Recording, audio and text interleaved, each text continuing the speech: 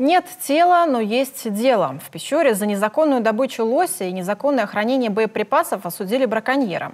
Примечательно, что тушу животного инспекторы так и не нашли, но сам факт преступления подтвердили рядом экспертиз. 12 февраля житель поселка Чикшина отправился охотиться на лося без билета, лицензии и разрешения на добычу охотресурсов. Поехал на снегоходе, охота с использованием которого запрещена. При этом мужчине было известно, что стрелять лосей зимой нельзя. Из-за глубокого снежного покрова животные находятся в беспомощном состоянии и не имеют возможности скрыться от опасности. Самца лося браконьер убил из гладкоствольного ружья 16-го калибра у берега реки Чикшины. Подсудимый узнал о том, что в отношении него будут проводиться обысковые мероприятия, будут проводиться проверочные мероприятия, и тело животного успел спрятать, которое так и не нашли. Совокупность доказательств дала основания полагать стороне обвинения, что вина подсудимого доказана.